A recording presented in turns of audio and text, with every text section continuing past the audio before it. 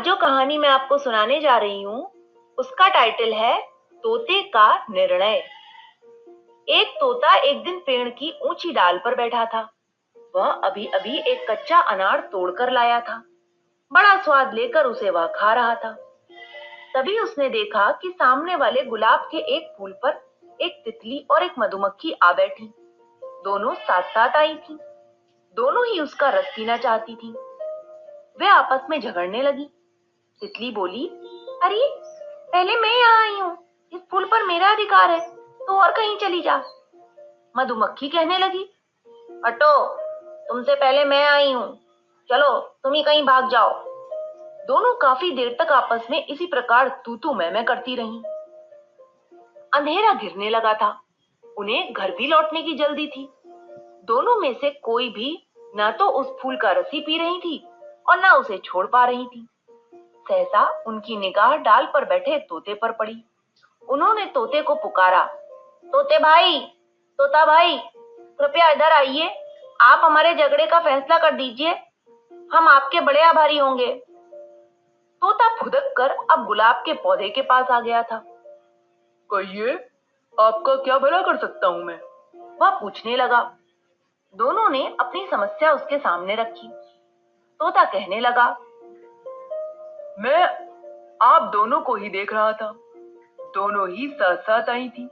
ऐसा करो कि आप दोनों ही आधे आधे गुलाब का रस पी लो। ओहो, यह तो संभव नहीं है। यह भला कौन सा न्याय हुआ? तोते भाई, तुम निसंकोच दोनों में से किसी एक के पक्ष में अपना निर्णय सुना दो। हम बिना झगड़े उसे मान लेंगे।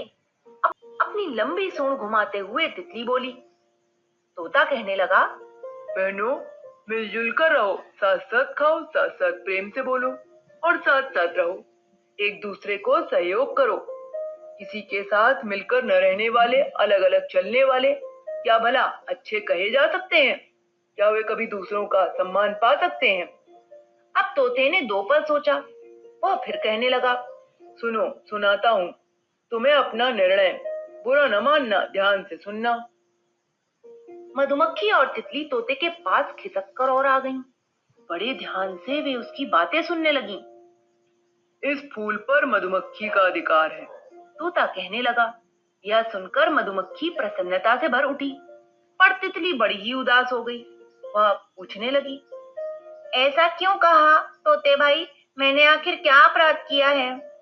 तोता दो पल रुका, फिर अपने पंजे में पंजा उलझाते हुए स्थिर स्वर में बोला, देखो, जो औरों को देता है वही पाने का सच्चा अधिकारी है। तुम दोनों ही फूल का रस पीती हो। तुम उसे केवल अपने काम में लेती हो, पर मधुमक्खी उसे शहद के रूप में बदलकर दूसरों को दे देती है। फूलों के रस को और भी उपयोगी और गुणकारी बना देती है। वह स्वयं मारी जाती है, पर फिर भी शहद बनाना नहीं छोड़ती। परोपकार में लगे हुए महान व्यक्ति स्वयं कष्ट पाकर भी कल्याण करते हैं। ऐसे व्यक्ति स्वयं भी दुखी नहीं रहते। अनायास ही वे बहुत सी सुविधा संपत्ति पा ही लेते हैं। तोते की बात सुनकर तितली का मुंह लटक गया। वह बिना एक शब्द बोले ही चुपचाप वहां से उड़ गई।